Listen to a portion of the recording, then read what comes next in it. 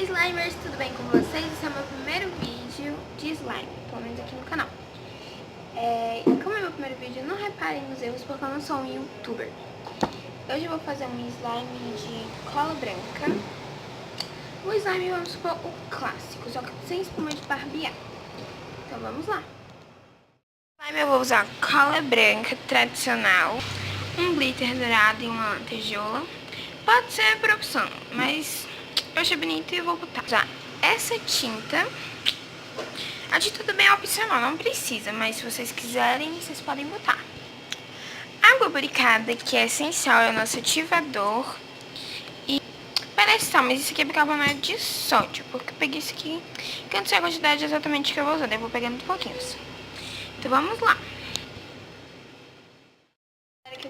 Eu botei no pote menor, porque não dava dando muito problema no rosto.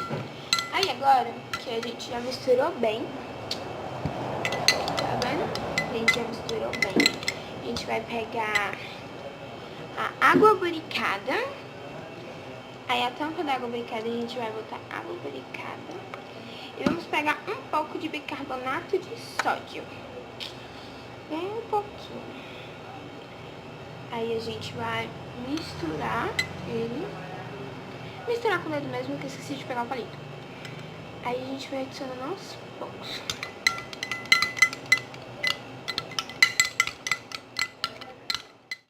Você fica mexendo até ele começar mais ou menos a dar esse ponto. Aí você não precisa botar mais ativador, porque eu botei meia tampinha da água boricada com bicarbonato de sódio. Depende da quantidade do bicarbonato de sódio. Se eu botar muito bicarbonato de sódio ou só bicarbonato de sódio, ela não vai ficar boa, vai ficar muito borrachuda. Então, eu aconselho vocês a não botar. É só ficar mexendo quando ela já estiver desgrudando tudo. Quando desgrudar tudo, ela já tá no ponto, tá bom? Então, eu só vou mexer mesmo no slime e volto com vocês. Gente, o slime já tá pronta. Olha, ela tá bem grudenta, mas tipo, eu gosto dela mais grudenta porque ela dura mais, na minha opinião. Agora eu vou botar o glitter e a lantejola. Deixa eu abrir aqui. Ó, barulhinho. Ficou muito bom. Se vocês querem que eu faça mais tipos de slime, vocês é só falar. E o que tiver mais, tipo, comentários, eu vou fazer. Pode ser? Esse cenário aqui que eu tô usando é mais que improvisado. Vou botar primeiro as lantejoulas. Olha. Como tá bonito. Sei que não vai dar muito pra ver, porque tudo bem. Misturar.